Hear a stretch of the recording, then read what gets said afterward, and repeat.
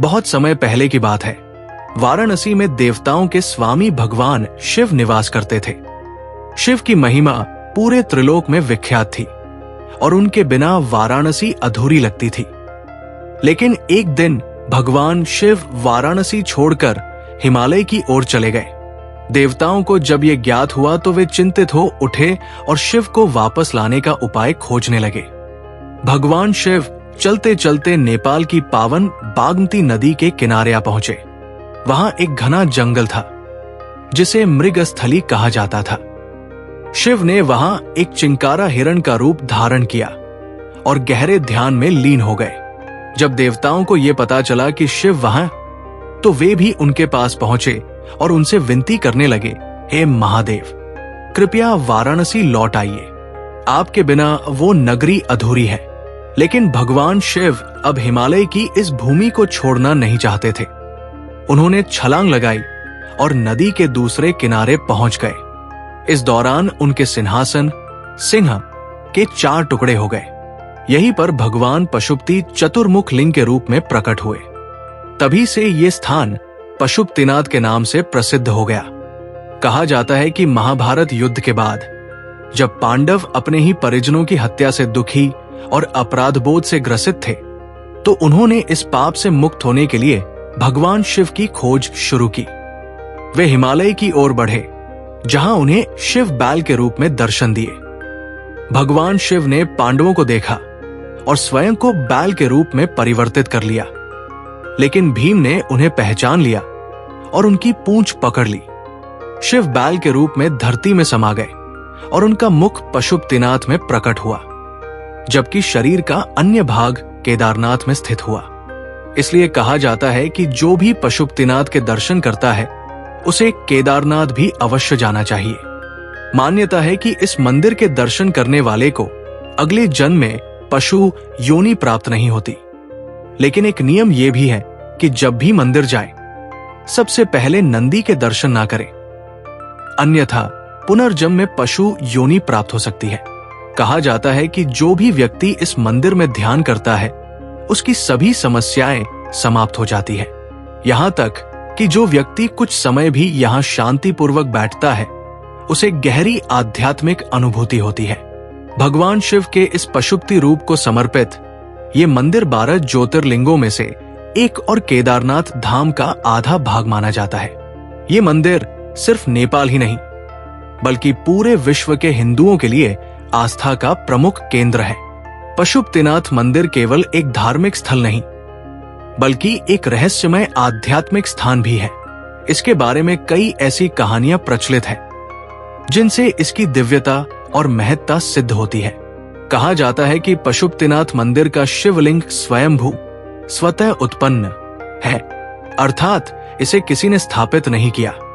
हजारों वर्ष पूर्व जब यहां घना जंगल था, तब स्थानीय ग्वालों, गाय चराने वालों ने देखा कि उनकी गायें एक विशेष स्थान पर जाकर अपने आप दूध गिराने लगती है। ग्वालों को यह अजीब लगा, इसलिए उन्होंने वहां खुदाई की। खुदाई करने पर एक दिव्य शिवलिंग निकला, जिसकी 4 दिशाओं में 4 मुख थे। तभी से इस स्थान को पशुपतिनाथ कहा जाने लगा और यहां मंदिर का निर्माण हुआ। मध्यकाल में जब भारत और नेपाल पर आक्रमण हो रहे थे, तब एक मुगल शासक ने पशुपतिनाथ मंदिर को नष्ट करने की योजना बनाई।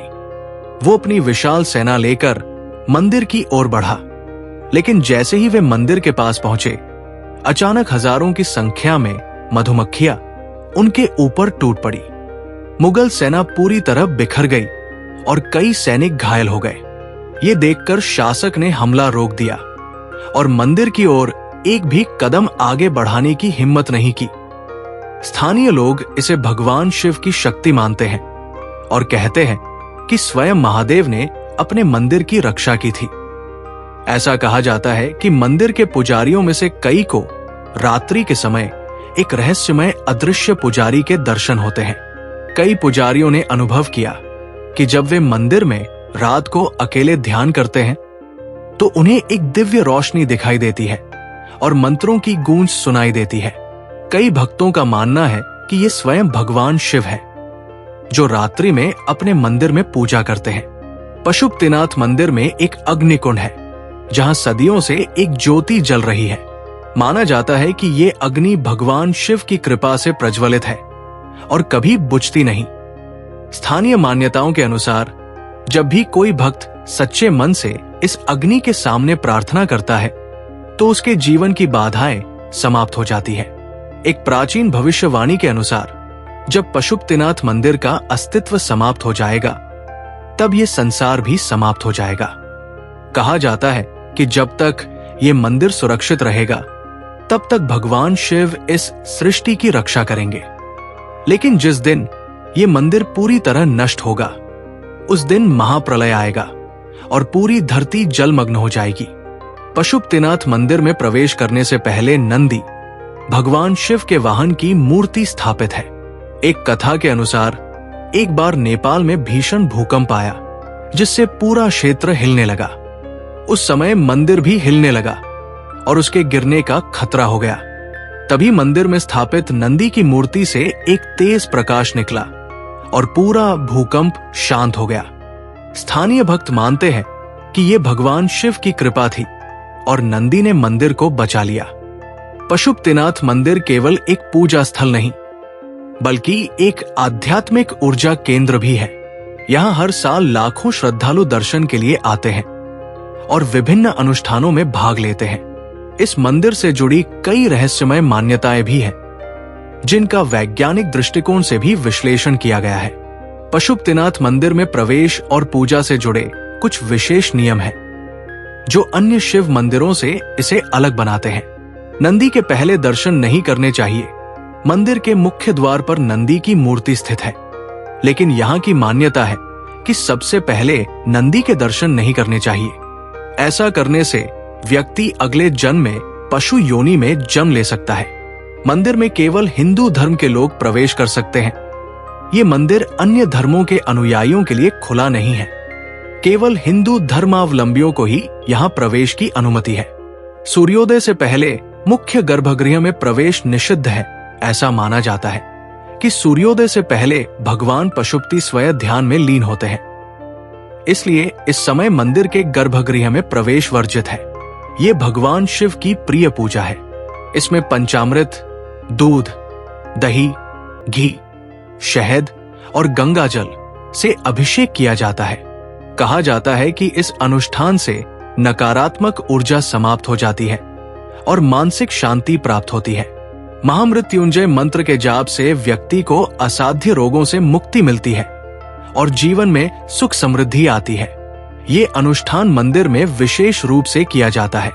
रुद्र हवन ये एक विशेष प्रकार का यज्ञ होता है जिसमें घी, बेलपत्र और विशेष जड़ी बूटियों को अग्नि में आहुति दी जाती है। माना जाता है कि ये यज्ञ मानसिक और शारीरिक रोगों को दूर करता है। महाशिवरात्रि का उत्सव। महाशिवरात्रि के दिन पशुपतिनाथ मंदिर में सबसे बड़ा उत्सव मनाया जाता है। इस दिन पूरे मंदिर को लाखों दीपों से सजाया जाता है। रात भर भगवान शिव की आराधना होती है और भजन कीर्तन चलता रहता है। हजारों श्रद्धालु गंगा स्नान के बाद मंदिर में दर्शन के लिए आते हैं। साधु संत मंदिर परिसर में विशेष साधना करते हैं। इस दिन शिवलिंग पर विशेष भस्म आरती की जाती है जो अत्यंत शक्तिशाली मानी जाती है। शिवलिंग से निकलने वाली ऊर्जा। वैज्ञानिकों ने शोध करके पाया है कि पशुपतिनाथ मंदिर में स्थित शिवलिंग से एक विशेष प्रकार की ऊर्जा निकलती है जो वहां उपस्थित श्रद्धालुओं के मन को शांत करती है। मंदिर की ध्वनि तरंगे। जब मंदिर में घंटियां और शंख बजते हैं तो वहां एक विशेष प्रकार की ध्वनि तरंगे उत्पन्न होती है जो शरीर के सातों चक्रों को सक्रिय करती है। बागमती नदी का प्रभाव। वैज्ञानिकों ने अध्ययन किया है कि बागमती नदी का जल मंदिर के शिवलिंग को विशेष ऊर्जा प्रदान करता है। 108 शिवलिंग की श्रृंखला। मंदिर परिसर में 108 छोटे शिवलिंग स्थापित हैं, जिनका विशेष धार्मिक महत्व है। मंदिर की छत पर स्वर्ण परत चढ़ाई गई है और मुख्य द्वार चांदी से मढ़ा गया है जो इसकी भव्यता को और बढ़ाता है। अंतिम संस्कार और मोक्ष। माना जाता है कि बागमती नदी के तट पर अंतिम संस्कार करने से आत्मा को मोक्ष प्राप्त होता है। यहाँ विशेष प्रकार की वैदिक विधियों से अंतिम संस्कार किया जाता है। ये नेपाल का सबसे प्राचीन मंदिर माना जाता है। यहाँ का शिवलिंग 4 दिशाओं में 4 मुखों के साथ स्वयंभू है, जो इसे अद्वितीय बनाता है। कहा जाता है कि जो व्यक्ति सच्चे मन से पशुपतिनाथ के दर्शन करता है, वो अगले जन्म में मनुष्य योनि में ही जन्म लेता है। दक्षिण भारत के पुजारी। यहाँ भारत के दक्षिण भाग से आए विशेष पुजारियों द्वारा ही पूजा की जाती है, जो परंपरागत रूप से इस सेवा को निभाते हैं। मंदिर में अदृश्य शक्ति का अनुभव। मंदिर में एक अदृश्य शक्ति का अनुभव होता है, जिसे श्रद्धालु अपनी आत्मा के स्तर पर महसूस कर सकते हैं। रहस्यमय गुफाएं और सिद्ध योगी। पशुपतिनाथ मंदिर केवल अपनी भव्यता और धार्मिक महत्व के लिए ही प्रसिद्ध नहीं है, बल्कि इसके आसपास कई रहस्यमय गुफाएं और स्थान भी मौजूद है, जिनका संबंध तपस्वियों, योगियों और प्राचीन संतों से है। कहा जाता है कि पशुपतिनाथ मंदिर के नीचे कई रहस्यमय गुफाएं हैं, जिनमें प्राचीन काल में मुनियों ने ध्यान साधना की थी। इन गुफाओं में आज भी साधु संत साधना करने जाते हैं। गुप्त खजाना। एक मान्यता के अनुसार पशुपतिनाथ मंदिर के पास बहने वाली बागमती नदी के तल में एक रहस्यमयी खजाना छिपा हुआ है। ये खजाना मंदिर के निर्माण काल में छिपाया गया था, ताकि इसे आक्रमणकारियों से बचाया जा सके। गुप्त द्वार और आध्यात्मिक मार्ग। पशुपतिनाथ मंदिर में कई गुप्त द्वार भी मौजूद हैं, जिनके पीछे कई रहस्य छिपे हैं। कहा जाता है कि इन द्वारों के पीछे गुप्त मार्ग है, जो हिमालय के अन्य पवित्र स्थलों तक जाते हैं। अलौकिक अनुभव। इस मंदिर में आने वाले कई श्रद्धालु और साधु यहाँ अलौकिक अनुभवों की बात करते हैं। कई लोगों ने बताया है कि उन्हें रात के समय मंदिर में अदृश्य मंत्रों की ध्वनि सुनाई देती है। भविष्यवाणी और महाप्रलय। एक बहुत पुरानी भविष्यवाणी के अनुसार जब पशुपतिनाथ मंदिर पूरी तरह से नष्ट हो जाएगा, तब इस संसार का भी अंत हो जाएगा। जब ये मंदिर स्वयं ध्वस्त होगा, तब महाप्रलय आएगा। इस प्रलय के दौरान चारों दिशाओं से जल उठेगा और पूरी पृथ्वी जलमग्न हो जाएगी। यहाँ की गुफाएं, खजाना, गुप्त द्वार और अलौकिक शक्तियां इसे अन्य सभी मंदिरों से अलग बनाती है। यहाँ होने वाली साधना और तांत्रिक क्रियाएं इसे ऊर्जा से भरपूर बनाती है। इस मंदिर का संबंध केवल भौतिक नहीं, बल्कि आध्यात्मिक और दिव्य लोकों से भी जुड़ा है। वैज्ञानिक दृष्टिकोण से भी इस मंदिर की ऊर्जा, मंत्र रहस्य और शिव की अलौकिक कृपा का अनुभव करना चाहते हैं, तो एक बार पशुपतिनाथ मंदिर जरूर जाएं और उसकी दिव्यता को महसूस करें। हर हर महादेव।